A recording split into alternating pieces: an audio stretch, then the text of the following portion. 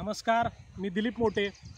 आज महाराष्ट्रातील शेतकऱ्यांसाठी विशेषतः राज्याच्या दुष्काळी पट्ट्यामध्ये अवर्षणग्रस्त भागामध्ये राहणाऱ्या शेतकऱ्यांसाठी आपण आज हा व्हिडिओ बनवत आहोत। ज्या भागामध्ये आज पावसाचं दुर्भिक्ष आहे, काळ्या ते मध्यम जमिनी आहेत, अशा शेतकऱ्यांनी ओवा लागवड करावी यासाठी आपण आजचा हे व्हिडिओचं प्रयोजन आहे। ओवा हे अशा लोकांसाठी वरदान असलेलं पीक आहे। आपण ऑगस्ट महिन्यापर्यंत कोणतीही लागवड ठेवत नाही आणि पावसाचं अंदाज बघून आपली जमीन मोकळी सोडून द्यायची वेळ येते। यावेळी ऑगस्ट महिना असतो आणि ऑगस्ट महिन्यामध्ये आपण अशा परिस्थितीमध्ये ओव्याची लागवड केली पाहिजे। ओव्याची लागवड ही 15 ऑगस्ट ते 30 ऑगस्टच्या दरम्यान शेतकरी करू शकतात। 4x2 वर किंवा 3.5x1.5 वर आपण ओव्याची टोकन पद्धतीने लागवड करायची आहे। ही लागवड करत असताना 10-26-26 ची एक बॅग एकरी आपण त्याला बेसल डोस द्यायचा आहे। ह्या ओवा पिकाला मोठ्या प्रमाणावर कीड रोग सहसा येत नाही।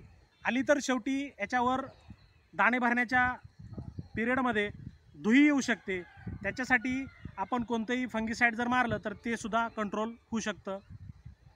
याला कोणत्याही जनावराचा नैसर्गिक प्राण्याचा कोणत्याही प्रकारच्या हरणाचा उपद्रव होत नाही। हे प्युअर नैसर्गिक पद्धतीने येणारं पीक आहे।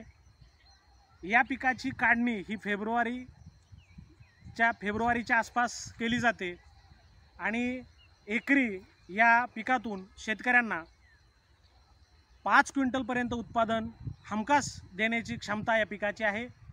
ओव्याचा सरासरी दर जर बघितला आपण तर 10 ते 12 हजार रुपये क्विंटल हा मागच्या 16 वर्षापासूनची ओव्याच्या पिकाच्या दराची सरासरी आहे। त्याच्यामुळे शेतकऱ्यांनी यासाठी लागणारं बियाणं छत्रपती संभाजीनगर जिल्ह्यातील गंगापूर तालुक्यातील वजनापूर, शेकटा, शंकरपूर, कणकोरी या गावामधील शेतकऱ्यांकडे उपलब्ध आहे। अधिक माहितीसाठी तालुका कृषी अधिकारी कार्यालय गंगापूर येथे संपर्क करावा।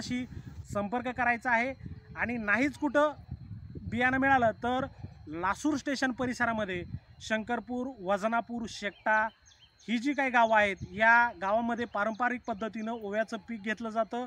तिथं आपण कृषी विभाग, आत्मा यंत्रणा आणि कृषी विज्ञान केंद्राच्या माध्यमातून अकोला विद्यापीठाचं AA1-19 हे 5 क्विंटलपर्यंत उत्पादन देणारं बियाणं आपण तिथं दिलेलं आहे। शेतकऱ्यांकडे ते स्वतः उपलब्ध आहे। तरी महाराष्ट्रातील दुष्काळग्रस्त भागातील अवर्षणग्रस्त भागातील सर्व शेतकऱ्यांना माझं आवाहन आहे की तुम्ही ज्यावेळी जमीन मोकळी सोडून द्यायची वेळ येते किंवा पाण्यामुळे आपण पिकं लागवड करायची की नाही या मनस्थितीमध्ये जातो, त्यावेळी तुम्ही हमखास ओवा हे पीक लावा। हे पीक तुम्हाला निश्चितपणे उत्पादन देईल आणि ते पीक शेतकऱ्यांसाठी वरदान ठरेल हे मात्र नक्की आहे। धन्यवाद। किती झालं?